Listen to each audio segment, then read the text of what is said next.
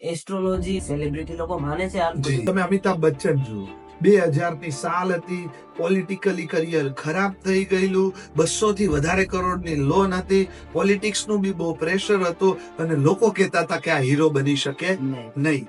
ત્યારે તમે જોયું હશે કે KBC માં ફર્સ્ટ ટાઈમ એણે મિડલ ફિંગરમાં શનિ ધારણ કરેલો. આજની વાત છે, 4000 કરોડની નેટવર્ક છે, પોલિટિક્સમાંથી આખું ડિટેચમેન્ટ કરી લીધું, કોઈ કોન્ટ્રોવર્સી નથી અને કરોડપતિથી જ એમની ઇમેજ આજ 20 વર્ષ પછી પણ કરોડપતિનો શો ચાલે છે. ખાલી ઇન્ડિયાની વાત નથી, USA માં બી લોકો માને છે અને થાઈલેન્ડમાં પણ માને છે અને પાકિસ્તાનમાં પણ લોકો એસ્ટ્રોલોજીમાં માને છે. આખી વર્લ્ડ કપની ભવિષ્યવાણી આજે નહીં કરીએ, પણ રોહિત શર્મા જે IPL માં ફ્લોપ થયો છે, મારું એવું 100% પ્રેડિક્શન છે કે 9 જૂન પછી એનું ગોચર બહુ સારું છે. એક મેચ છોડીને બધી વર્લ્ડ કપની મેચ આપણી 9 તારીખ અને એના પછીની છે, તો રોહિત શર્માનું પરફોર્મન્સ બહુ સારું રહેશે. હાર્દિક પંડ્યાની જે એનર્જી છે થોડી મંગળ પ્રધાન, થોડો એગ્રેસિવ એટીટ્યુડ છે, રાઈટ? તો જ્યારે શનિ અને મંગળના આવા કોમ્બિનેશન 6ઠા 8માં થતા હોય છે, તો એવા લોકોના રિલેશનશિપમાં સંઘર્ષ આવી શકે છે. તો મને પણ એવું લાગે છે કે આ એકદમ 100% રૂમર નથી. નમસ્તે, સંવાદ વિથ દેવાંગમાં ફરી એકવાર આપનું સ્વાગત છે. આજે એક એવા ગેસ્ટ આવ્યા છે જેમણે દિવ્ય ભાસ્કર, TV9 અને સુરતીસની ચેનલમાં ઘણા પ્રિડિક્શન, ઘણું લખ્યું છે, ઘણા સેલિબ્રિટીઓનું ફ્યુચર પ્રિડિક્ટ કર્યું છે, જેમની 13th જનરેશન કામ કરી રહી છે, 300 વર્ષથી આ જ કાર્યમાં લાગી રહી છે. એસ્ટ્રોલોજી જેમનું મૂળ કાર્ય છે અને ફેસ રીડિંગ, હસ્તરેખા, કુંડળી, જેનાથી બધું ફ્યુચર લોકોનું પ્રિડિક્ટ કરી શકે છે.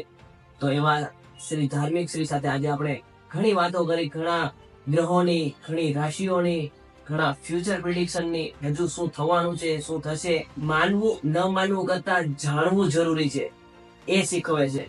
તો એવા શ્રી ધાર્મિક શ્રીનું આપણા શોમાં સ્વાગત છે.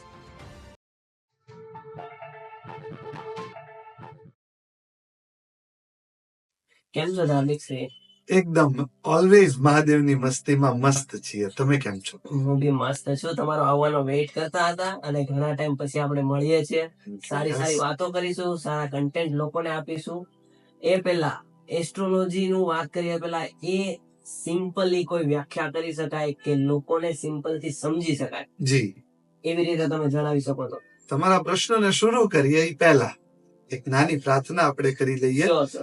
વક્રતુંડ મહાકાય સૂર્યકોટિ સમપ્રભ નિર્વિઘ્ન કુર્મ દેવે સર્વ કાર્યેષુ સર્વદા. તો જેવી રીતના હું ત્યાંથી રસ્તો શોધીને અહીંયા આવ્યો, તો સૌથી વધારે કોણે ભાગ ભજવ્યો? Google મેપે, right? એવી રીતે તમારે તમારા જીવનનો રસ્તો, સિચ્યુએશન્સ અને એક્શન્સ નું કોલાબરેશન જો સમજવું હોય તો એસ્ટ્રોલોજી હેલ્પફુલ છે. એસ્ટ્રોલોજીને શોર્ટ ભાષામાં કહીએ તો GPS ઓફ યોર લાઈફ. એક એવું GPS કે કયા સમયે સિક્સર મારવાનો છે અને કયા સમયે એક રન લેવાનો છે, આનું અન્ડરસ્ટેન્ડિંગ જે આપે તે એસ્ટ્રોલોજી. બધા લોકો એ અન્ડરસ્ટેન્ડિંગ લઈ શકે કે એસ્ટ્રોલોજી બધા લોકો સમજી શકે છે ઈઝીલી? લોકો માને છે કે લોકો કઈ ડાર્ક સાઈડ બી હોય? જી, દરેક સબ્જેક્ટની બે સાઈડ હોય, રાઈટ? અગર ભગવાન છે તો શૈતાન છે, અગર સારા આધ્યાત્મિક વ્યક્તિ છે તો ખરાબ આધ્યાત્મિક વ્યક્તિ છે. પણ લોકો માને છે કે નહીં, કેવી રીતે ખબર પડશે? તો એક તો તમે અગર ગૂગલ સર્ચ કરશો તો મિલેનિયલ્સ એટલે કે 27 થી 40 વર્ષના લોકો, 83% લોકો એસ્ટ્રોલોજીમાં માને છે. બીજો પોઈન્ટ છે જેન જી, જનરેશન ઝી, રાઈટ? જે લોકો 18 થી 27 વર્ષ અથવા તો 12 થી 27 વર્ષનો જે ક્રાઉડ છે, એ લોકો 67%. ખાલી ઇન્ડિયાની વાત નથી, USA માં બી લોકો માને છે અને થાઈલેન્ડમાં પણ માને છે અને પાકિસ્તાનમાં પણ લોકો એસ્ટ્રોલોજીમાં માને છે. પણ એવો સબ્જેક્ટ છે, લોકોને કેવું છે, સફળતા કે નિષ્ફળતા પોતાના નામે જ બોલાવડાવી છે. એટલે કોઈ વ્યક્તિ કે એસ્ટ્રોલોજર કે આધ્યાત્મિક વ્યક્તિએ એને સપોર્ટ કર્યો તો થોડું ઈગોમાં પ્રોબ્લેમ આવે છે, એટલે માને છે બધા, કેતા કોઈ નથી. 83% લોકો એસ્ટ્રોલોજીમાં માનતા હોય છે. એ માનવા પાછળના ફાયદા શું હોય? જી, આપણે વાત કરી GPS ઓફ યોર લાઈફ. કોઈ પણ વ્યક્તિ બિઝનેસમેન છે તો એને ગ્રોથ નો સબ્જેક્ટ છે, જેના હેલ્થ પ્રોબ્લેમ છે તો એને બેટરમેન્ટ ઓફ હેલ્થ જોઈએ છે, જે લોકો લોનમાં છે એને લોન ભરવી છે, એજ્યુકેશન્સમાં બાળકોને સારા પર્સન્ટેજ લાવવા છે, બધું સારું છે. બિલિયનર્સ કે મિલિયનર્સ ની વાત કરીએ તો ઈ લોકોને હજી વ્યવસ્થાને મોટી કરવી છે. તો એસ્ટ્રોલોજીનો ક્યારે એક ઉપયોગ નથી. ભવિષ્યમાં અથવા તો નજીકના ભવિષ્યને સારું જોવા માટે પ્રેઝન્ટને કેટલું સારું કરી શકે, ધેટ ઇઝ એસ્ટ્રોલોજી. એના અનેક ઉપયોગ છે. પ્રેમીથી લઈને બિઝનેસમેનને, બાળકથી લઈને બુઝુર્ગને, દરેક વ્યક્તિને એસ્ટ્રોલોજીની જરૂર પડે છે. કૃષ્ણ ભગવાને પણ જે 16 મહાવિદ્યાઓનું જ્ઞાન લીધું હતું એમાંથી જેમ એક સંગીત અને એક વાસ્તુ હતું, એવી રીતે એક એસ્ટ્રોલોજી પણ જ્યોતિષ શાસ્ત્ર GPS of your life. Yes. અને જે થવાનું છે એ થશે. એ કઈ રીતે કમ્પેર કરી શકીએ? જી, ભાગવતમમાં બે વાતો છે. એક છે સંચિત કર્મ, પૂર્વ જન્મમાં કરેલા કર્મો, પ્લસ વર્તમાન જન્મમાં કરેલા કર્મો પ્રારબ્ધ, પ્લસ આપણે જે બે બેઠા છે કર્મેન્ય કર્મ. આ ટોટલ થાય ત્યારે ભવિષ્યની રચના થાય. તો જે સંચિત કર્મો છે એટલે કે પૂર્વ જન્મમાં કરેલા કર્મો છે એને આધીન તમારો કોઈ જન્મ થયો છે. જ્યારે થયો જન્મ, એક પ્રકારની બ્રહ્માંડની ઉર્જા હતી, એ રેફરન્સ મળી. આ રેફરન્સ ઉપર થોડું જો વર્કઆઉટ કરીએ તો કુંડલિનીની ઉર્જાઓ વધારે જાગૃત થાય, જેનું નામ છે એસ્ટ્રોલોજી. તો એસ્ટ્રોલોજી ભવિષ્યની વાતો આવી રીતે કરે છે કે પરિસ્થિતિને તમે કેટલી બદલી શકશો એ ખબર નથી, પણ તમે એટલા સારી રીતે બદલાઈ શકો છો કે જીવન હજી વધારે અનુકૂળ બની શકે છે. પ્રોબ્લેમ ક્યારે, પરિસ્થિતિ ક્યારે કેવી જોવા મળશે એની વાત એટલે એસ્ટ્રોલોજી, અને એમાં આપણે કેવો એક્શન્સ રાખવો જોઈએ એની વાત એટલે કે એસ્ટ્રોલોજી. કુંડળીની વાત કરી તમે, તો કુંડળીથી બધું પ્રેડિક્શન થઈ શકે છે? જી એના વગર? જી. હવે એમાં બહુ બધા એપ્રોચ છે કે ભાઈ એસ્ટ્રોલોજી મેઇન એપ્રોચ છે કુંડલીની. અગર ટેકનિકલી વૈજ્ઞાનિક દ્રષ્ટિકોણથી લેવા જાય તો હું એમ કહું છું કે ભાઈ ગુરુ ઇઝ ઇન એક્વેરિયસ, અથવા હું એમ કહું છું ગુરુ ઇઝ ઇન પાઇસસ. તો નાસા બી એવું કહે છે. એનો મતલબ અગર બહુ એને વિશેષ વૈજ્ઞાનિક દ્રષ્ટિકોણ આપવા જઈએ તો કુંડલી પહેલો અપ્રોચ છે. બીજો, અગર જગ્યાને જોવી હોય તો વાસ્તુ બીજો એપ્રોચ છે. વ્યક્તિ વિશેષને બીજું જોવાનું એક સામુદ્રિક શાસ્ત્ર છે. જેમ કે અમે મતલબ વી આર નોન એઝ મોઢું જોઈને કેવા વાળા કે ભાઈ અમે મોઢું જોઈએ છીએ અને 20-25 મિનિટ બોલીએ છીએ, તો વ્યક્તિ પાસે બિલીફ કરવા સિવાય કોઈ ઓપ્શન છે જ નહીં. તો સામુદ્રિક શાસ્ત્ર એટલે કે હસ્તરેખા વિજ્ઞાન કે ફેસ રીડિંગ, એમાં બધું જોઈ શકાય છે ઉપરથી લઈને નીચે સુધીનું. ઈ શું છે, જ્યારે હું અગર આત્મસ્થિત છું, હું મારા મંત્રો, મારી આધ્યાત્મિકતા, મારી સ્પિરિચ્યુઅલ એલિમેન્ટ સાથે છું, તો હું એક વ્યવસ્થાને વધારે સારી રીતે જોઈ શકું. સાક્ષી ભાવને જોવાની વાત એટલે કે ફેસ રીડિંગ. તો કુંડલી એક અગત્યનો સબ્જેક્ટ છે અને મારી દ્રષ્ટિએ બહુ ટોપનો જ ક્લેરિટી આપનારો સબ્જેક્ટ હોરોસ્કોપ, કુંડલી કે ગુજરાતી ભાષામાં જન્માક્ષર છે. પણ એની સાથે અગર જો બીજા વિજ્ઞાનો કે ઇન્ટ્યુશન્સ બેઝના સામુદ્રિક શાસ્ત્ર, ફેસ રીડિંગ કે હસ્તરેખા જેવા સબ્જેક્ટ એડ થાય તો પ્રિડિક્શન્સ હજી વધારે ક્લિયર થઈ શકે છે. જન્માક્ષર જી, જે લગ્ન કરવાના હોય ત્યારે મેચ કરતા હોય છે લોકો, છોકરો છોકરી શોધતા હોય ત્યારે મેચ કરતા હોય છે, ગુણો મેચ કરતા હોય છે. ઘણા લવ મેરેજ પણ કરે છે. એ બંનેમાં તફાવત શું હોય છે? કેમ કે લવ મેરેજ પણ સારા થતા હોય છે, જન્માક્ષર કરે તો બી સારા થતા હોય છે. તમારા મતે એનું એ બંનેનું ફ્યુચર શું હોય છે અને શું કરવું જોઈએ? જી, આપણે આખી દુનિયાની બધી વસ્તુ, તમે ગાડી લેવા જાઓ તો પહેલા શું જોવો? એના ફીચર્સ. મોબાઈલ લેવા જાઓ તો શું જોવો? તો તમે છોકરીને બી સિલેક્ટ કરવા જાઓ તો ઇન્ટરનલ અને આઉટર બે ફીચર્સ જોવા પડે. તમે પુરુષને બી શોધો એઝ અ સ્ત્રી તો એના બી ઇન્ટરનલ કે આઉટર તમારે ફીચર્સ જોવા પડે.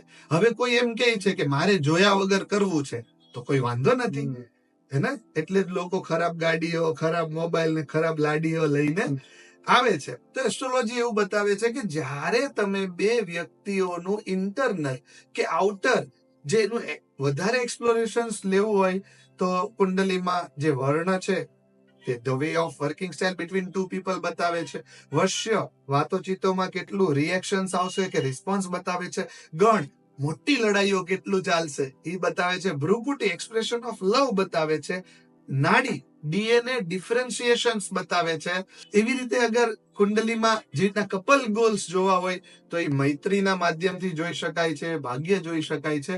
તો અગર બે વ્યક્તિઓ વચ્ચેની વ્યવસ્થાનું નિર્માણ જે 5-7 મહિને થવાનું છે એ અગર હું 5 મિનિટમાં કહી દઉં તો આપત્તિ શું છે, રાઈટ? તો બીજો પ્રશ્ન તમે કર્યો કે લવ મેરેજ કે અરેન્જ મેરેજ. તો મારી દ્રષ્ટિએ જે પણ થાય પણ વ્યવસ્થાને આધીન થાય. કૃષ્ણ ભગવાન તો એવું કહે છે કે પોસિબલી પોતાના જે તમે જે વર્ણનામ જે એક્ઝિસ્ટ કરતા હોય એમાં લગ્ન થવું જોઈએ. છતાં બી આપણે કૃષ્ણની વાત ધારો કે નથી માનવા માંગતા તો એટલીસ્ટ કે before going to date somebody, કોઈકને તમે ડેટ કરો એ પહેલા એની કુંડલી મેચ કરો કે કાલે પછીની વ્યવસ્થામાં મમ્મી પપ્પા સામાજિક વ્યવસ્થા કે તમારા ઇન્ટ્યુશન્સ કે ઇમોશનલ એક્ટિવિટી કેટલી બેલેન્સ રહેશે. તો તમે લવ મેરેજ કરો તો બી પ્રોબ્લેમ નથી, અરેન્જ મેરેજ કરો તો બી પ્રોબ્લેમ નથી, બટ એટલીસ્ટ એકબીજાને બહુ વ્યવસ્થિત રીતે કોઈ આધ્યાત્મિક વ્યક્તિના માધ્યમથી, સાક્ષી ભાવના માધ્યમથી એને જાણી લો અને પછી કરો તો તમારો કાર્યક્રમ વધારે સફળ થવાની સંભાવના છે. એટલા માટે કુંડલી મેચ કરવી જરૂરી છે. એ કુંડળીમાં મહત્વ શાનું વધારે હોય છે? જુઓ, હવે કુંડલીના બહુ બધા એપ્રોચ છે. તમે લગ્નની વાત કરો છો તો આટલા એક તો મુખ્ય એપ્રોચ છે. એના પછી મંગળ દોષ અથવા કુંડલીના પહેલા અને 7મા સ્થાનમાં રાહુ કેતુ જ્યારે પડી જાય છે તો સારા સારા એસ્ટ્રોલોજર કે આધ્યાત્મિક પહેલા રાહુ કેતુ સમજીએ આપણે. જી, રાહુ શું છે? ઓવર લોજિક છે. અને તમે જોયું છે બહુ બધી રિલેશનશિપમાં બે વ્યક્તિ સાચા છે પણ ઇમોશનલી વાઇબ મેચ થતા હોતા નથી અને સેપરેટ થાય છે. આ બધા કેસ રાહુ કેતુના છે. જ્યારે રાહુ છે ને બહુ બુદ્ધિમાન છે, મતલબ એટલી બુદ્ધિ ચલાવી દે છે ને કે ઘણીવાર સ્ત્રીઓને કનેક્ટ થતું નથી. અને ઘણી સ્ત્રીઓ એટલી વર્કમાં જતી રહી છે કે પરિવારને ઇમોશનલી કનેક્ટ થતી નથી. બેમાંથી કોઈ ખોટું નથી. પોતાની સ્વતંત્રતા છે, જેવું જીવન જીવવું હોય તેવું જીવી શકે. અને કેતુ જે વસ્તુ મળે છે ને એમાંથી થોડો નિવૃત્ત થઈ જાય છે. જે સેટિસ્ફાઈડ લોકો છે, અગર લગ્નમાં કે લગ્ન જીવનમાં જ્યારે કેતુ હોય તો આવા લોકો થોડા એ વસ્તુનો ભોગ કરે અને તરત સંતોષમાં આવી જાય. પણ આ દુનિયા કેવી છે તો 100 માંથી 90 લોકોને સંતોષ નથી. માયા મરી ને મન મરા, મર મર ગયે શરીર, આશા તૃષ્ણા ના મરી, કે ગયે દાસ કબીર. બધું મરી જાય છે પણ લોકોની તૃષ્ણા મરતી નથી. એટલા માટે રાહુ અને કેતુને લગ્ન જીવનમાં સમજવા જરૂરી છે. મંગળ થોડું કોમ્પેનિયનશિપની જીદ દર્શાવે છે. તો મંગળ દોષ છે કે નથી, ખાલી આ એક પોઈન્ટ મહત્વનો છે એવું નથી, બીજા 10 પોઈન્ટ પણ છે. પણ મંગળ દોષ છે, રાહુ કેતુ છે, કુંડલીનું 7મું સ્થાન, 8મું સ્થાન અને 5મું સ્થાન એટલે કે રિલેશનશિપ, પતિ કે પત્નીનું સુખ અને પતિ કે પત્નીનો પ્રેમ, આ એંગલોથી જ્યારે મેચ કરીએ છીએ તો વ્યક્તિને અથવા તો કોમ્પેનિયનશિપને આપણે વધારે જાણી શકીએ છીએ અને એ જીવન વધારે સફળ થવાની સંભાવનાઓ વધી જાય છે. લગ્નની વાત નીકળી છે તો આપણે અત્યારે જે ટ્રેન્ડિંગ ટોપિક ચાલે છે એની વાત લઈએ. હાર્દિક પંડ્યાની અત્યારે જે ર્યુમર્સ ફેલાય છે, તો એના પર તમારું શું પ્રેડિક્શન હતું કે અત્યારે જુઓ તો શું તમારું માઇન્ડ કહે છે? જી, તો જે હાર્દિક પંડ્યાની બર્થ ડેટ ને એકોર્ડિંગ એક એમની રાશિ આપણને ખબર છે, કર્ક રાશિ. અત્યારે ગોચરમાં જોઈએ છે તો શનિ કુંભ રાશિમાં છે. તો જ્યારે કુંભનો શનિ અત્યારે કર્ક રાશિ ઉપર દ્રષ્ટિ કરીને બેઠો છે અને તમે જો હાર્દિક પંડ્યાની જે એનર્જી છે થોડી મંગળ પ્રધાન, થોડો એગ્રેસિવ એટીટ્યુડ છે, રાઈટ? તો જ્યારે શનિ અને મંગળના આવા કોમ્બિનેશન 6ઠા 8માં થતા હોય છે તો એવા લોકોના રિલેશનશિપમાં સંઘર્ષ આવી શકે છે. તો મને પણ એવું લાગે છે કે આ એકદમ 100% ર્યુમર નથી. થોડીક અહીંયા ક્યાંક અણસમજ કે એગ્રેશન્સ એક્ટિવ થયું છે અને એ હજી માર્ચ મહિના સુધી ચાલી શકે છે. તો જો અગર આવતો માર્ચ પડી ગયો પાર તો વાંધો નહીં આવશે, નહીં તો આ રિલેશનશિપને થોડું સંઘર્ષમાં જતા આપણે જોઈ શકીએ છીએ. આમાં વધારે જ્યારે એમનો બર્થ ટાઈમ મળે તો આપણે પ્રિડિક્ટ કરવું જોઈએ, કેમ કે આ થોડો સેન્સિટિવ સબ્જેક્ટ છે. આના ઉપર વધારે ડિટેલ આપણે પ્રિડિક્ટ ન કરી શકાય. પણ કર્ક રાશિ વાળા લોકોને થોડું લગ્ન જીવનમાં આગલા માર્ચ મહિના સુધી પ્રોબ્લેમ આવી શકે છે. એટલે થોડા પ્રોબ્લેમ દેખાઈ રહ્યા છે. વર્લ્ડ કપ વિશે શું કહેવા માંગો છો? વર્લ્ડ કપમાં આખી વર્લ્ડ કપ ની ભવિષ્યવાણી આજે નહીં કરીએ, પણ રોહિત શર્મા જે આઈપીએલ માં ફ્લોપ થયો છે, મારું એવું 100% પ્રેડિક્શન છે કે જૂન પછી એનું ગોચર બહુ સારું છે. એક મેચ છોડીને બધી વર્લ્ડ કપની મેચ આપણી 9 તારીખ અને એના પછીની છે. તો રોહિત શર્માનું પરફોર્મન્સ બહુ સારું રહેશે. જે રાહુ, શનિ અને ગુરુનું જે કોમ્બિનેશન રોહિત શર્માની કુંડલી ઉપર પ્રભાવ પાડે છે, એવું દેખાડે છે કે રોહિત શર્માનું પરફોર્મન્સ ઇન્ડિયન ટીમ માટે સારું રહેશે. અને જ્યારે રોહિત શર્મા સારું રમતો હોય છે ત્યારે આપણે જોયું છે કે ઇન્ડિયન ટીમ સેમીફાઇનલ્સ કે ફાઇનલ્સમાં પહોંચતા હોય છે. તો મને એવું લાગે છે કે રોહિત શર્માનું આઈપીએલ જેવો ફ્લોપ શો નહીં રહેશે. એક નવી એનર્જી સાથે રિસ્પોન્સિબલ ઇનિંગ વર્લ્ડ કપમાં દેખાઈ રહી છે. શું કોઈનો સાથ હોય એનાથી બી ફરક પડે? ડેફિનેટલી. જો એક છે કે ભાઈ આધ્યાત્મિકતા છે, હે ને, કૃષ્ણ ભગવાન હતા છતાં બી સાંદીપની એના ગુરુ હતા, અને અર્જુન બ્રહ્માસ્ત્રને ધારણ કરતો તો છતાં કૃષ્ણ એને જ્ઞાન આપી રહ્યા હતા. વાલ્મીકી રામ સાથે હતા. તો હર વખત આ કેસ નથી કર્યો કે નરેન્દ્ર મોદી અને અમિત શાહ બી ગુરુ ચેલાનો કોઈ સબ્જેક્ટ છે. બટ ડેફિનેટલી અલગ એનર્જી તમને હેલ્પફુલ થઈ શકે છે. જેમ કે નરેન્દ્ર મોદી જો તો લોકો એના ડાયહાર્ટ ફેન છે. બટ જ્યારે આપણે રાજકારણની વાત કરીએ તો ત્યાં ખાલી તમને સત્ય નથી દેખાતું. સત્ય સાથે થોડો પ્રેમ હોય છે, પ્રેમ સાથે કરુણા હોય છે, અને ક્યારે ચાણક્ય નીતિની જરૂર પણ હોય છે. તો અમિત શાહજીનો જે 12મો રાહુ છે એ અમેઝિંગ ચાણક્ય નીતિઓ લઈને, જે આપણે જયારે એનડીએ શબ્દ પ્રયોગ કરીએ છીએ તો એમાં ખાલી નરેન્દ્ર મોદીજી, અમિત શાહજીનો બી એટલો હોલ્ડ છે. અને આ કોમ્બિનેશન બતાવે છે કે ખાલી એક વ્યક્તિ ક્યારે ઇલેક્શન જીતતું હતું નથી. જો કોઈ યોગ્ય વ્યક્તિને અગર સારો સલાહકાર, સારો મેનેજર કે સારો ચાણક્ય મળી જાય તો એ કોમ્બિનેશન શ્રેષ્ઠ હોય છે. તો રાશિના કોમ્બિનેશન બહુ મહત્વના હોય છે. જેમ કે મેષ રાશિ છે તો એનાથી 5મી અને 9મી રાશિ એટલે સિંહ રાશિ અને ધન રાશિ. જો મેષ, સિંહ અને ધન નો કોમ્બો બની જાય તો એ એક્સ્ટ્રીમિસ્ટ સારો છે તમારા માટે. તમારી ધારો કે મીન રાશિ છે તો એનાથી 5મી રાશિ કર્ક રાશિ છે, અને એનાથી 10મી રાશિ વૃશ્ચિક રાશિ છે. તો તમારા માટે કોઈ બ્રાન્ડનું નામ છે કે પાર્ટનરોનું નામ છે કે ફ્યુચરિસ્ટિકલી એવા સલાહકારનું નામ છે કે તમે એવું જ્યારે જોઈન કરો છો તો એ કોમ્બિનેશન વધારે સારા વર્ક કરતા હોય છે. આને કન્ક્લુડ કરીએ તો રાશિઓના 1 થી 12 ક્રમ છે. કોઈ પણ વ્યક્તિ માટે સૌથી પહેલી 2 કઈ રાશિ સારી હોય તો એનો આન્સર છે કે તમારાથી 5મી રાશિ અને તમારાથી 9મી રાશિ, તમારી રાશિને ગણીને, એટલે કે તમારી મીન રાશિ 12 નંબર, તો 12 ગણીએ તો 12, 1, 2, 3, 4 અને 5, રાઈટ. તો જેમ કે 5મો નંબર આવે છે કર્ક રાશિ ઉપર, અને કર્ક રાશિ ચોથી રાશિ છે. તો તમારી રાશિ ગણીને 5મી રાશિ અને તમારી રાશિ ગણીને 9મી રાશિ, એટલે કર્ક રાશિ અને વૃશ્ચિક રાશિ તમારા માટે સારી રાશિ છે. ધાર્મિક શ્રીની ધનુ રાશિ, મારાથી 5મી રાશિ ગણું તો મેષ રાશિ, અને મારાથી 9મી રાશિ ગણું તો સિંહ રાશિ. આ 2 રાશિઓ મારી માટે સારી રાશિ છે. રાશિઓની વાત છે તો ઘણા લોકો રાશિઓ વિશે તો ઘણા જ્ઞાન હોય છે કે મારું આ નામ છે તો આ રાશિ છે, ને ઘણા નામ પણ પાડતા હોય છે, ને બધી મતલબ નોલેજ, બેઝિક નોલેજ થોડું છે. ગ્રહો વિશે લોકોને ઓછું ખબર છે. તો ગ્રહો કઈ રીતે વર્ક કરે છે, શું હોય છે, ગ્રહોનું પોઝિશન ઉપર લોકો ફોકસ કરતા હોય છે, તો એ શું હોય છે? જો રાશિઓ પર થોડું લોકોને ખબર છે, નથી ખબર તો બહુ બધી ચેનલ, સુરતીસ જેવી ચેનલોમાં હું રાશિ લખું છું. તમે રોજ સવારે ઇન્સ્ટાગ્રામ પર મારી રાશિ વાંચી શકો છો, અથવા તો દિવ્ય ભાસ્કરમાં બહુ બધી જગ્યાએ તમને રાશિફળ વાંચવા મળે છે, TV9માં પણ. તો ગ્રહોની વાતો કરીએ તો ગ્રહોના 2 આયામ છે. એક તો તમે જ્યારે જન્મ લીધો ત્યારે બ્રહ્માંડનો શું ફોટો હતો, એ ફોટોનું 2D વર્ઝન એટલે કે કુંડલી, એમાં ગ્રહોનું શું પ્લેસ છે જે તમારા કેરેક્ટરિસ્ટિક દર્શાવે છે. અને બીજું, અત્યારે બ્રહ્માંડનો શું ફોટો છે જે ચંદ્ર કુંડલી એટલે કે ગોચર, જેનાથી અત્યારે તમારા પ્રકૃતિ ઉપર કયો તમારો સ્વભાવ વર્ક કરી રહ્યો છે.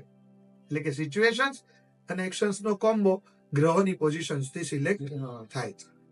આમાંથી 9 ગ્રહો છે, જેમાંથી રાહુ અને કેતુ 2 થોડા ઇલ્યુઝનિક ગ્રહો છે, જેની સાથે 2 છે એવું ફળ આપે છે. બીજા 7 ગ્રહોની હું થોડા સ્વભાવ પ્રકૃતિ વાત કરીશ. કુંડલીનું થોડું બેઝિક નોલેજ હું આમાં આપીશ, થોડું તમે સર્ચ કરજો, કેમ કે તો મજા આવશે.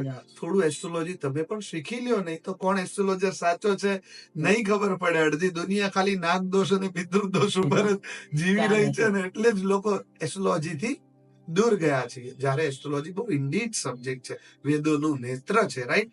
તો જેમ કે પહેલો ગ્રહ વાત કરીએ તો સૂર્ય. સૂર્ય સિંહ રાશિમાં સારો અને તુલા રાશિમાં નીચનો અને રાહુ સાથે પીડિત. સૂર્ય કોણ છે? તો કે ભાઈ સૂર્ય આત્મા છે, સૂર્ય પિતા છે. સૂર્ય કોણ છે? લીડર છે. કેવો છે? ઓરેન્જ છે, આગ છે, પણ કેવી? કેલ્ક્યુલેટિવ આગ છે, દુનિયાને લાગી નથી જઈ, યુઝફુલ છે, લાઇટ બિલ આપતી નથી, એટલે પરોપકારી છે.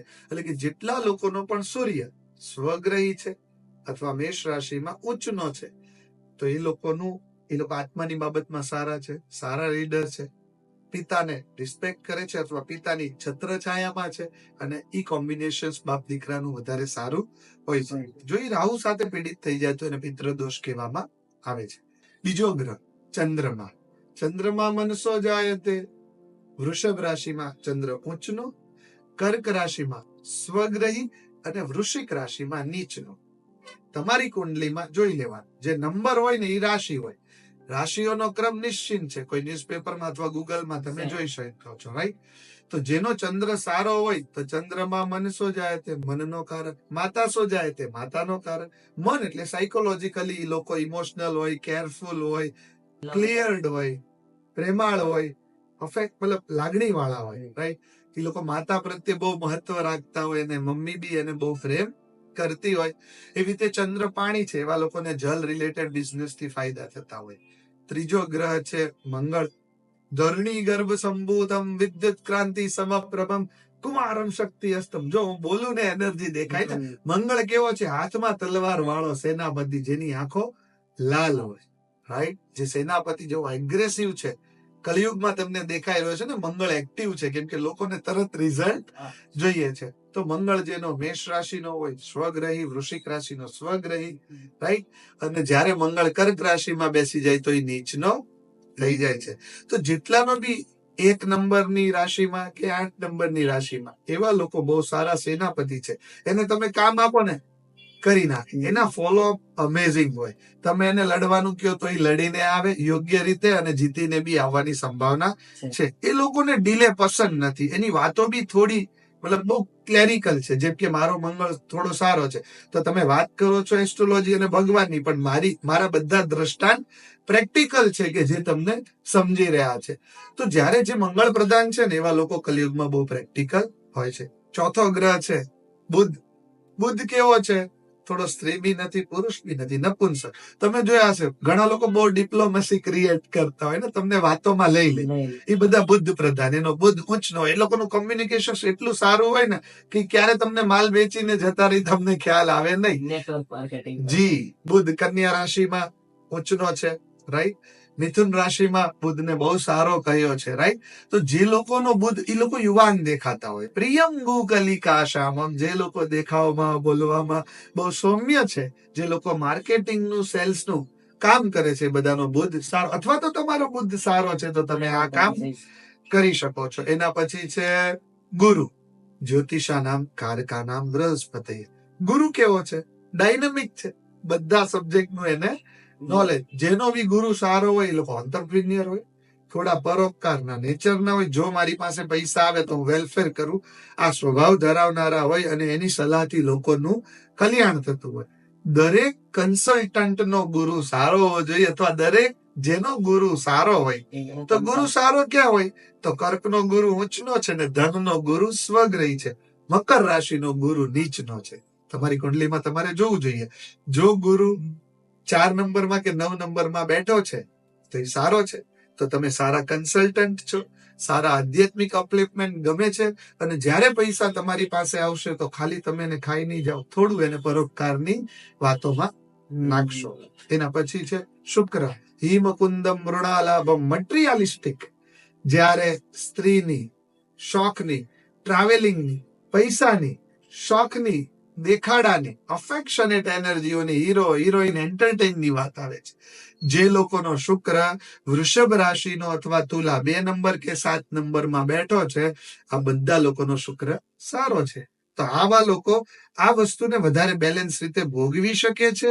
અને એ લોકો મતલબ બધા બોલિવૂડ એક્ટર્સનો શુક્ર સારો હોય છે, તો જ એ લોકો બોલિવૂડમાં છે. ઘણા બિઝનેસમેનો બી તમને, જેમ કે શાર્ક ટેન્કમાં જેટલા બી બિઝનેસમેનો છે, તો એ બધાના શુક્ર સારા છે. એટલે એ લોકો પાસે ઓન્ટરપ્રિન્યોરશિપ બી છે અને ગ્લેમ બી છે, એટલે ગ્લેમરસ બી છે.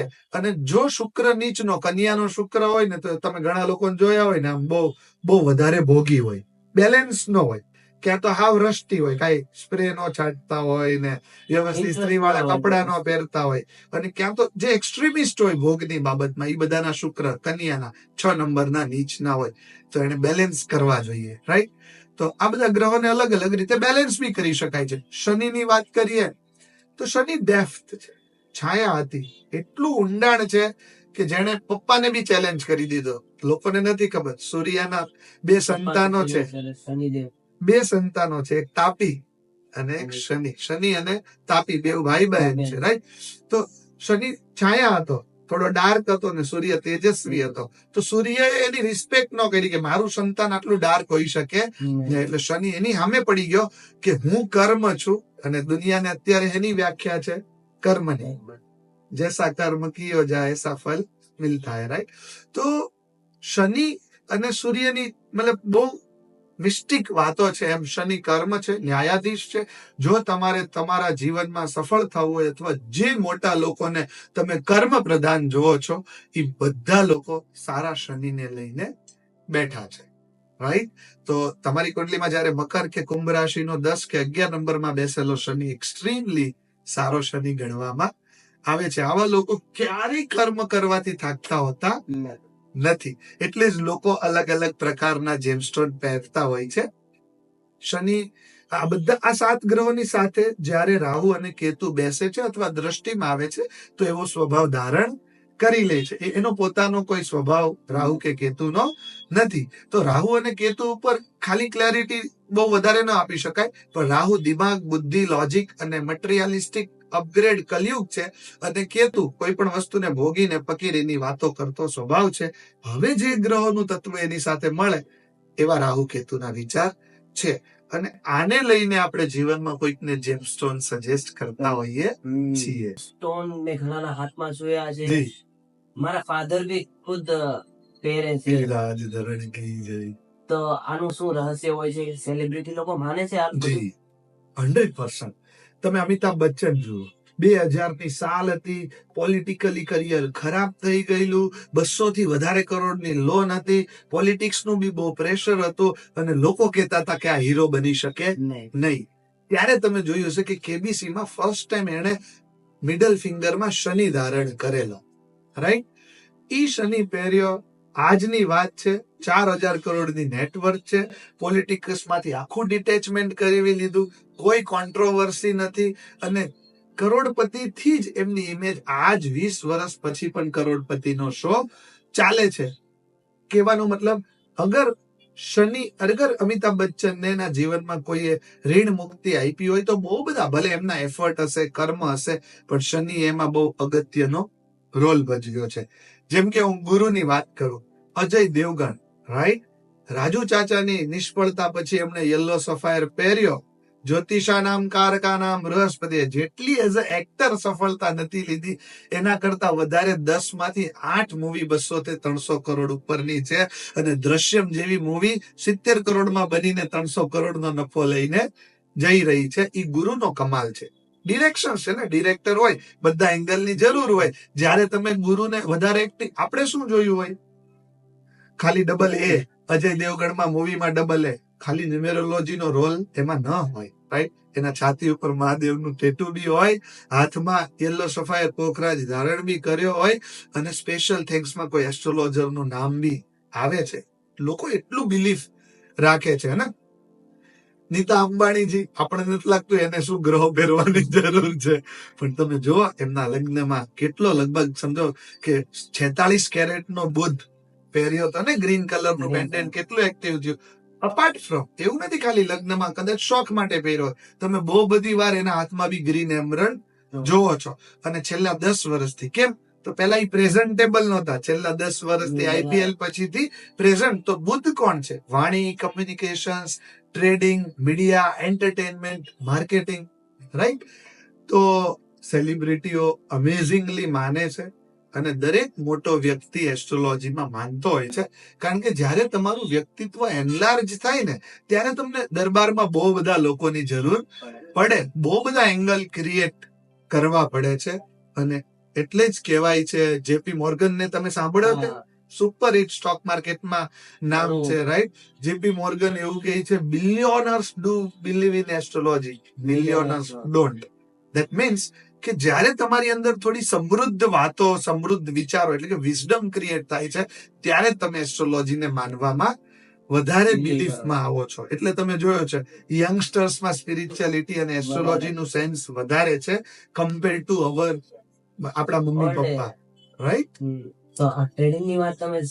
સ્ટાર્ટ કરી તો શું કેવું છે તમારું ઇલેક્શન પછી ટ્રેડિંગ કેવું રહેવાનું છે? તો હાલાકી આ સ્ટોક માર્કેટ કેવું રહેશે એના ઉપર બહુ પ્રિડિક્ટ નહીં કરવું જોઈએ, પણ છતાં બી હું અગર વ્યક્તિને પ્રિડિક્ટ કરું છું એનો મતલબ વ્યક્તિથી જ ઓર્ગેનાઇઝેશન ચાલે છે અને ઓર્ગેનાઇઝેશનથી જ એનએસસી કે બીએસસી ચાલે છે.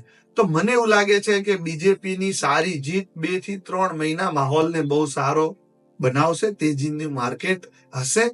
2024 શનિનું વર્ષ છે, પાછું ન્યુટ્રલ થવા તરફ થોડું એના પછી જશે કે કર્મની જ વેલ્યુ થશે. બટ હા, 2-3 મહિનાની વાત કરો તો મને થોડી પોઝિટિવ ઇમ્પેક્ટ દેખાઈ રહી છે. અને છેલ્લા 1 અઠવાડિયાથી તમે જોઈ પણ માર્કેટમાં થોડી બુલિશનેસ દેખાઈ રહી છે, પોઝિટિવ સાઈડ. તો માર્કેટ સારું બની રહ્યું છે. અને અપાર્ટ ફ્રોમ ધીસ ખાલી માર્કેટની વાત નથી, મારી ઈચ્છા છે કે ભાઈ ઇન્ડિયા પાછી સોની કી ચીડિયા બની જાય અને માર્કેટને ચલાવવું જ પડશે. અને જે ગવર્મેન્ટના એપ્રોચ છે અમુક લેવલે સારા છે.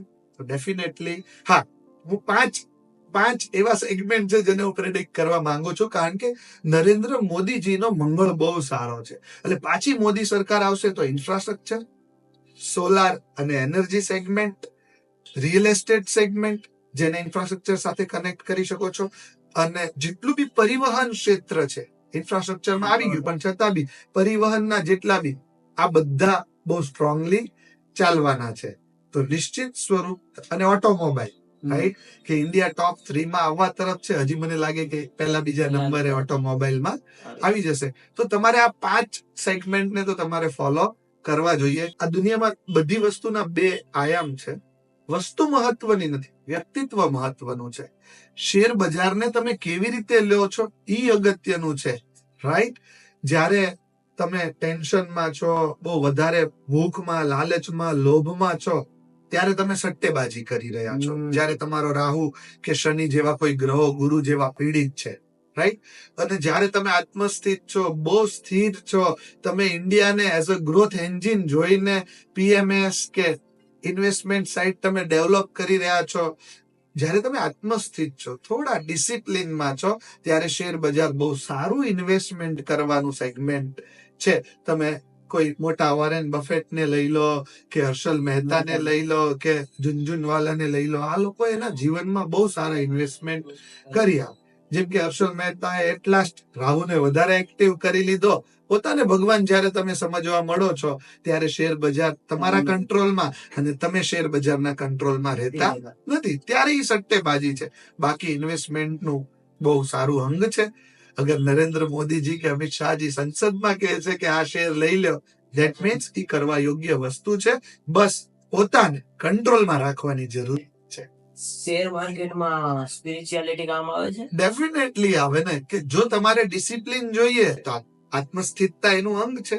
આત્મસ્થિતતા કેળવવી હશે તો ક્યાં તો ધર્મમાં એટલે કે રિલિજિયસમાં અને ક્યાં તો આધ્યાત્મિકતામાં માનવું પડશે. આધ્યાત્મિકતાના દરેક અંગ છે. તમે શાંત બેસીને કરો, ભગવાનનું નામ લઈને કરો, યોગથી કરો, પ્રાણાયામથી કરો કે મેડિટેશનથી. મારી 100% એડવાઇસ છે, જેટલા બી લોકો ડેલ્ટા, ઓપ્શન, પીએમએસ કે સ્ટોક માર્કેટમાં ઇન્વોલ્વ છે, એ લોકો રોજ અડધો કલાક ક્યાં તો સાયલેન્સમાં, ક્યાં તો કોઈ ભગવાનમાં, ક્યાં તો સ્પિરિચ્યુઆલિટીમાં, ક્યાં તો ડિસિપ્લિનમાં, અને ક્યાં તો કોઈ સારા આધ્યાત્મિક એસ્ટ્રોલોજર કે જ્યોતિષની અનુકંપામાં રહેવું જોઈએ, કે જેનાથી પોતાનો સાક્ષી ભાવ સટલ બનાવે. કેમ?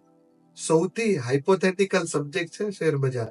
રોજ ઉથલ પાથલ થતી હોય છે. જો હૃદય શાંત થશે ને તો જ ઈ ઉથલ પાથલને ઓબ્ઝર્વ કરી શકશે. સ્ટેબલ રહેવું જરૂરી છે. જી, અને સ્ટેબલ રહેવા માટે સ્પિરિચ્યુઅલ હોવું જરૂરી છે. અત્યારે સ્પિરિચ્યુઆલિટી કેમ વધી રહી છે? કારણ કે પહેલા શું છે, રોટી કપડા ઓર મકાનમાં હતા ને. વ્યક્તિની જ્યાં સુધી બેઝિક ન થાય ને ત્યાં સુધી તમે શાસ્ત્રાર્થમાં આવતા નથી. એટલે કે જેમ જેમ લોકો થોડા સ્ટેબલ પૈસાકીય મૂલ્યથી થવા લાગ્યા, એમ એમ હવે લોકો એસ્ટ્રોલોજી, સ્પિરિચ્યુઆલિટી, મેડિટેશન્સ આ બધાના સમુદ્ર મંથન કરવા લાગ્યા, અને લોકોને રીચ વિઝડમની ખબર પડી.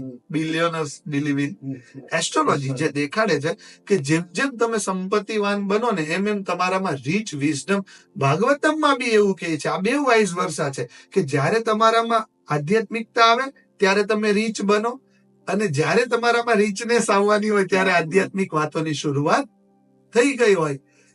ખાલી ભાગવતમની વાત નથી, દુનિયાના કોઈ પણ સ્પિરિચ્યુઅલ એપ્રોચને તમે જોવો છો તો જ્યારે તમે સ્ટેબલ છો ત્યારે જ તમે મોટી વાત કરી રહ્યા પણ છો. ખબર હતી કે એનું મૃત્યુ કોના હાથે ક્યાં થવાનું. જી, તો જેટલા બી લોકો અવેર છે, જાગૃત છે, એ જ લોકો સારા બિઝનેસમેન કે સ્ટોક માર્કેટ ઇન્વેસ્ટર કે ટ્રેડર હોઈ શકે છે. ઘણા લોકો કિસ્મતના ભરોસે હોય છે. જી, ઘણા લોકો રેખાના ભરોસે હોય જી. છે. તમારી રેખા આમ છે, જી. આ થશે, જી. તમારે આ નહીં થશે, 2 લગ્ન થશે, 1 લગ્ન થશે. આવું બધું ઘણા લોકો માનતા માને હોય છે, છે. yes. કિસ્મતના ભરોસે ઘણા લોકો જી. રહેતા હોય છે. જી. તો કિસ્મતના ભરોસે રહેવા વાળા લોકોનું ટાઈમ આવે છે, કિસ્મતના ભરોસે રહે છે, તો શું એ વસ્તુ થાય છે? જી. ઘણા લોકોના મોઢામાંથી આપણે એવું સાંભળતા હોઈએ છે કે આ તમારો ટાઈમ ચાલે છે, જી. દરકો આવે છે, આવું બધું બોલતા હોય છે. તો એકચ્યુઅલમાં શું હોય છે? કિસ્મતના ભરોસે રહેવું જોઈએ, કામ કરવું જોઈએ, શું કરવું? જી, તો આ તો એવો પ્રશ્ન થયો કે ભાઈ મેં એકવાર ખાઈ લીધું છે તો હવે ખાવું જોઈએ, પેલો વાત. બીજો પોઈન્ટ કે ભાગવતમ શું કહે છે. ધાર્મિક શ્રીને તમે શું કહો છો એમાં લોકોને ઇન્ટરેસ્ટ નથી. ભાગવતમમાં શ્રી કૃષ્ણએ વ્યાસ મુનિએ શું લખ્યું છે. ભવિષ્યની રચના સંચિત કર્મ એટલે કે પૂર્વજન્મના કર્મો, અને પ્રારબ્ધ કર્મ એટલે વર્તમાન જન્મના કર્મો, અને કર્મન્ય કર્મ એટલે તિક્ષણાના આપણા બેવના ભાવનાત્મક કર્મ, આ ત્રણનું ટોટલ થાય ત્યારે ભવિષ્યની રચના થાય. તો સંચિત કર્મ એટલે કે પૂર્વજન્મની કર્મોની વાત કરું છું ત્યારે તરત કુંડલીની જ વાત થાય છે, અને જ્યારે કુંડલીની વાત કરું છું ત્યારે ભાગ્યની જ વાત થાય છે, અને જ્યારે ભાગ્યની વાત કરીએ છીએ ત્યારે પ્રારબ્ધને છોડવાની વાત નથી. એટલે કે વર્તમાન કર્મને છોડવાની વાત નથી, પ્રેઝન્ટ કર્મ નથી કરવાનું એવું નથી કીધું, પણ જીપીએસ ઓફ લાઈફ એટલે સિચ્યુએશન્સને જાણીને પ્રેઝન્ટ કર્મ કરવાનું છે. એટલે એસ્ટ્રોલોજી ક્યારે ભરોસા પર બેસવાનું નથી કહેતો. એમ નથી કહેતો કે ઘરે બેઠા બેઠા સિટી લાઈટ જવાનું કેવી રીતે વિચારવાનું નથી, પણ જ્યારે તમે ગાડી લો અને જો તમારી પાસે જીપીએસ સિસ્ટમ છે તો એને એક્ટિવ કરવી જોઈએ. એટલે કે જે લોકો કર્મ કરે છે એના માટે જ એસ્ટ્રોલોજી છે. ભરોસે બેસવા વાળા માટે ભાગ્ય નથી. કર્મહીન નર પાવત નહીં. કર્મ વગર કોઈ વ્યક્તિ કઈ પામી શકતો નથી. ખાલી પણ હા, ભાગ્યથી વધારે અને સમય કરતા પણ વધારે કોઈને મળતું નથી. એટલે આ બેવ સિક્કાની એક બાજુએ જ છે, અને બેવ પેરેલલી વર્ક કરે છે કે તમને સિચ્યુએશન્સ મળતી હોય છે અને તમે એક્શન્સ લેતા હોય છે. પ્રારબ્ધ સારા કર્મોથી બનાવી શકાય છે, અને સંચિત સારા આધ્યાત્મિક ગુરુ, જ્યોતિષ, એસ્ટ્રોલોજર થી વ્યવસ્થાને જાણીને પરિસ્થિતિ શું આપવાની છે એ જાણીને તો તમે એક્શન્સ લેવા જાઓ છો. જો તમને થોડું ભાગ્ય શું છે એ ખબર હોય તો તમારા એક્શન્સ કેવા હોય? વધારે જાગૃત હોય. આ જ ચમત્કાર છે. એક્શન્સ અને સિચ્યુએશન્સ ની આખી ગેમ છે. સંચિત અને પ્રારબ્ધ. પ્રારબ્ધ એટલે વર્તમાન, અને સંચિત એટલે પૂર્વ કર્મ. એટલે ભાગ્ય અને કર્મ બે એક સાથે એક ટાઈમે છે. એટલે કોઈ ભરોસે બેસવાની વાત નથી. જે કર્મ કરો છો એને વધારે અનુશાસિત કરવાની વાત, એટલે કે એસ્ટ્રોલોજી, એટલે કે ભાગ્યને જોવાની વાત છે. કિસ્મતની વાત કરીએ આપણે તો ઘણા લોકો કિસ્મતને બદલવાના પ્રયાસો કરતા હોય છે. તંત્ર વિદ્યા જી એક ડાર્ક સાઈડ જોઈ લે, નેગેટિવ સાઈડ જી, કે તંત્ર જી, વિદ્યા જી. કરીને આવું શોર્ટકટ અપનાવતા હોય છે. જી અને ઘણા લોકો સ્પિરિચ્યુઅલ સ્પિરિચ્યુઅલ પૂજા પાઠ, રાઈટ વે ઓફ આધ્યાત્મિકતા એસ્ટ્રોલોજી right કે way, કરી કર્મકાંડ શકીએ કરતા છીએ. હોય છે. તો એનાથી શું આપણી કિસ્મતમાં કે આપણી ડેસ્ટિનીમાં ફરક પડે છે? જી આપણે એક નાનો ઓમકાર કરીએ, આંખ બંધ કરો, ડીપ બ્રીથ ઇન.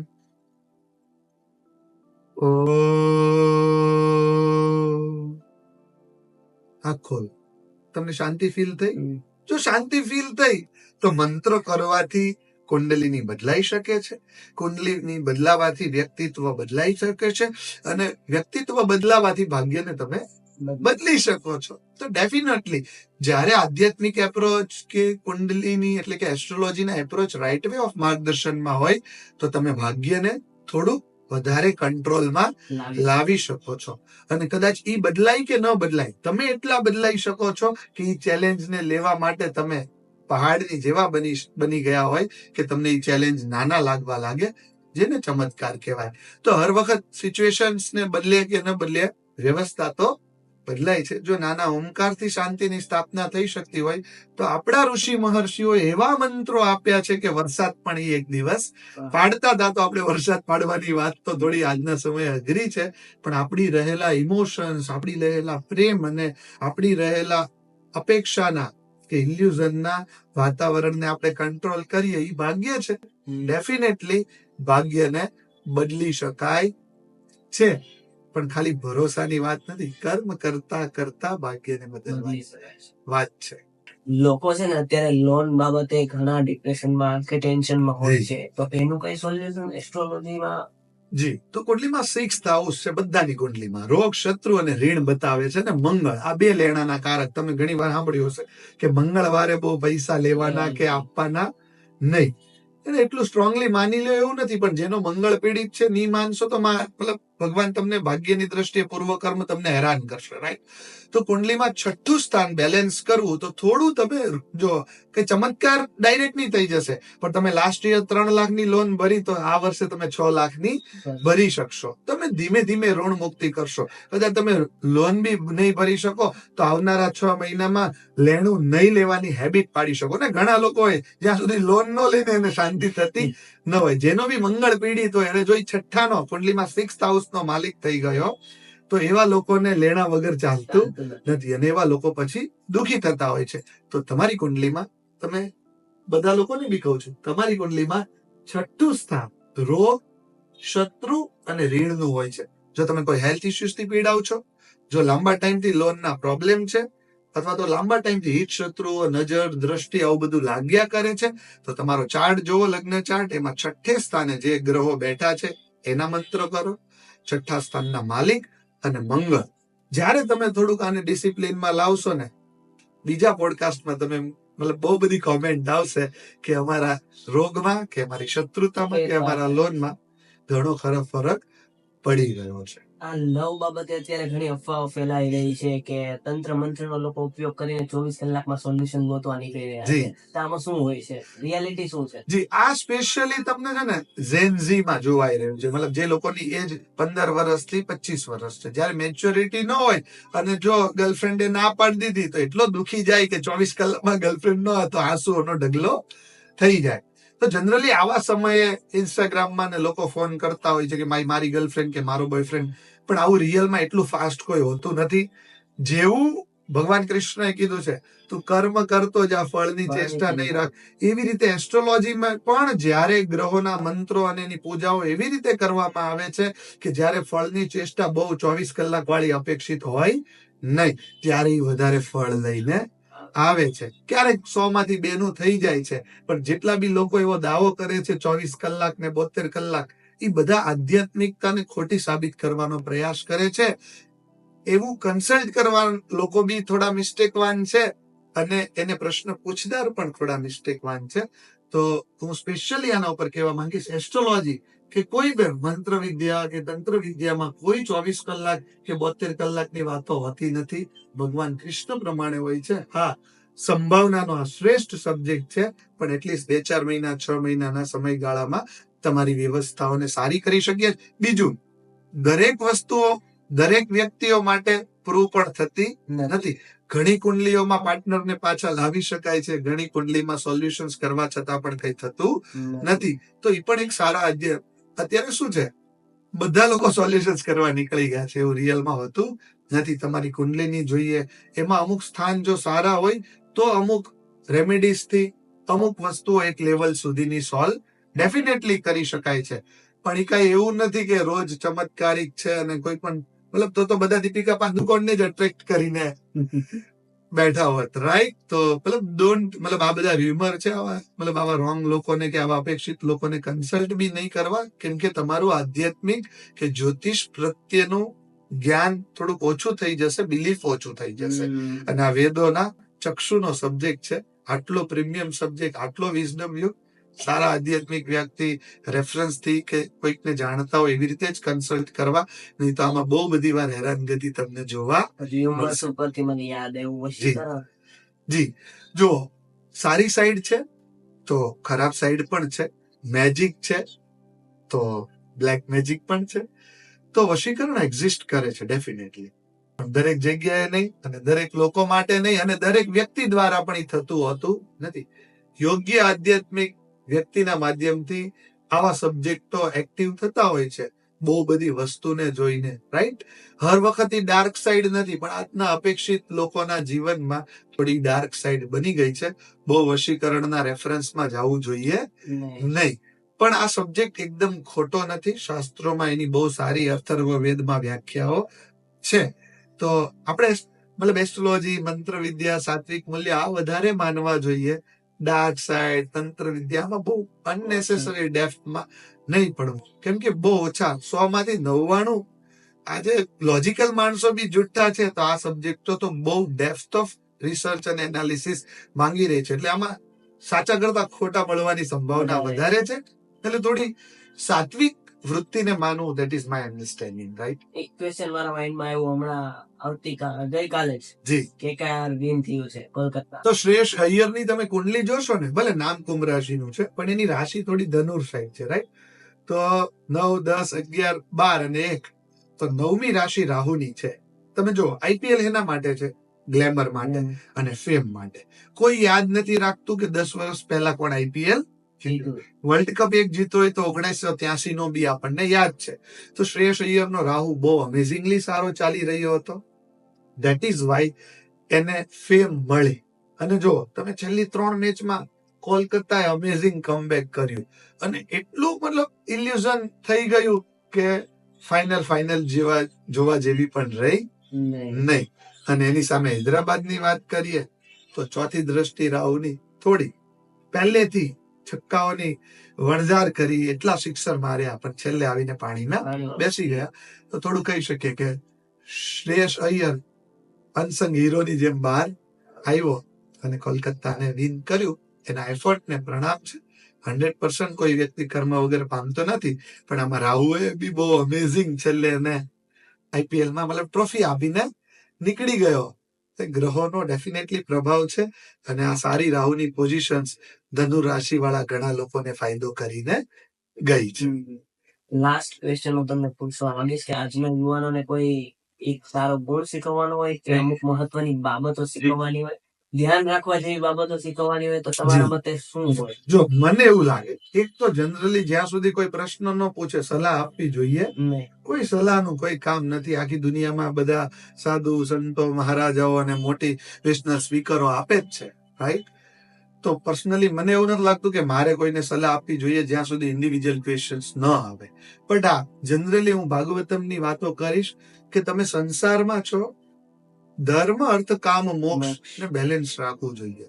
અગર 10 કલાક ગાંડાની જેમ પૈસા પાછળ દોડી રહ્યા છો તો અડધો કલાક સ્પિરિચ્યુઆલિટીની પાછળ, કૃષ્ણની પાછળ, સાયલન્સની પાછળ, મેડિટેશન અને એસ્ટ્રોલોજીની પાછળ પણ દોડવું જોઈએ. જો તમે તમારા જીવનમાં અપેક્ષિત પૈસા પામો છો તો એથિક્સની બી જરૂર છે, એટલે કે અર્થની જરૂર છે તો ધર્મની બી જરૂર છે. અને જેમ માયાની જરૂર છે એમ થોડો મોક્ષની બી જરૂર છે. ધર્મ, અર્થ, કામ, મોક્ષને બેલેન્સ રાખવું જોઈએ. મારી આ યુવાઓને સલાહ છે, ખાલી પૈસો, ખાલી ધર્મ, ખાલી કોઈ એક સબ્જેક્ટ સંસારી મનુષ્ય માટે કલ્યાણકારી બની શકે નહીં. ધર્મ, અર્થ, કામ, મોક્ષ, સ્પિરિચ્યુઆલિટી અને મટીરિયલિઝમને બેલેન્સ રાખશો તો જ એક દિવસ સુખી થશો, નહીં તો ક્યાંક ને ક્યાંક 2-5 વર્ષનો દસકો પૂર્ણ થશે અને તમે પણ અટવાઈ જશો. તો you should balance your spirituality with materialism. That is my advice to all youngsters. Specially youngsters માટે મને વધારે ડિસ્કશન કરવાનું. ખૂબ ખૂબ આભાર તમારો. તમે અહીંયા પધાર્યા, અમારો પોડકાસ્ટ આટલો સરસ બનાવ્યો. ઘણા લોકોને એસ્ટ્રોલોજી વિશે શીખવા જી. મળશે. જે લોકો માનતા હશે એ તો માનશે, જી. પણ નહીં માનતા હશે એ બી બિલીવ તરફ જશે. જશે. શું છે શું નહીં, કેવી સિચ્યુએશન પર ડિપેન્ડ રહેવું જોઈએ, ક્યાં વર્ક કરવું જોઈએ, ક્યાં ન કરવું જોઈએ, એ ઘણું બધું આ પોડકાસ્ટના માધ્યમથી શીખશે જેવી અપેક્ષા છે. અને તમે આટલું સરસ જ્ઞાન આપ્યું તો લોકો ઘણું શીખી શકશે. Yes. ધન્યવાદ. Thank you so much. અને વાત જ એ છે કે માનવા અને નહીં માનવાને જાણવું જોઈએ, એના સિવાય એને કમેન્ટમાં લેવું જોઈએ નહીં. નહીં. તો આજનો પોડકાસ્ટ બી એ જ એપ્રોચથી છે કે યંગસ્ટર્સ વશીકરણમાં બી ન ડૂબી જાય અને એસ્ટ્રોલોજી નથી એક્ઝિસ્ટ કરતું એમાંથી બી બહાર આવે, થોડું શાસ્ત્રાર્થ કરે, થોડીક સારી વાતોને સાંભળે, સારી વાતોને જાણે અને પછી આ સબ્જેક્ટને વધારે એક્સપ્લોર કરે. That is my understanding.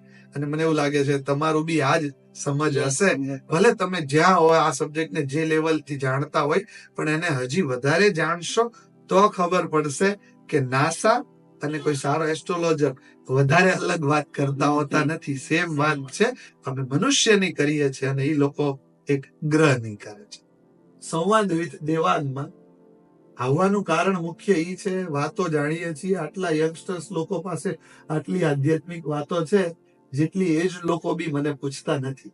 પહેલો પોઈન્ટ. બીજો પોઈન્ટ, ઘણીવાર આપણને બહુ બધા સબ્જેક્ટને લઈને ઇન્ફોર્મેશન નથી હોતી. જ્યારે કોઈ સારા વ્યક્તિ કોઈ એક સબ્જેક્ટના એક્સપર્ટના માધ્યમથી યંગસ્ટર્સને જો નોલેજ મળે તો થોડું કલ્યાણ વધારે થઈ શકે છે. તો આજના શોથી કે આપણે જે થોડા મિસકમ્યુનિકેશન્સ કે મિથ માર્કેટમાં કે લોકોમાં ચાલતા હોય એ સોલ્વ થાય એવું ડેફિનેટલી માનવું છે. મારી એક્સપર્ટીઝ મારા સબ્જેક્ટમાં છે. અનેક લોકો, કોઈ વકીલ છે, એસ્ટ્રોલોજર છે, કોઈ ડોક્ટર છે, કોઈ બિઝનેસમેન છે. જ્યારે ઈ વ્યવસ્થિત રીતે લોકો સુધી કનેક્ટ કરવાનો પ્રયાસ કરે તો મને એવું લાગે આ સમુદ્ર મંથનમાંથી ઘણા રત્નો સંવાદ વિથ દેવાંગ આ વ્યુઅરશિપને આપી શકે છે. અને એટલા જ માટે આધ્યાત્મિકતામાં આટલું બધું આ બધી વસ્તુની જરૂર નથી, પણ જ્યારે કનેક્ટ કરીએ છીએ તો યંગસ્ટર્સને બહુ આ વ્યુઅર સમજો કે કોઈ 1 લાખ લોકો 10 લાખ લોકો જોવે, એમાંથી ધારો કે 20 લોકોએ બી વાતોને અપનાવી લીધી તો એના જીવનનું કલ્યાણ થઈ શકે છે. તો I really appreciate this kind of initiative by Devangbhai. અને ભગવાન કરે એમનો શો ખૂબ સફળ રહે અને એ પણ થોડું એસ્ટ્રોલોજીમાં રિસર્ચ શરૂ કરે. હર હર મહાદેવ.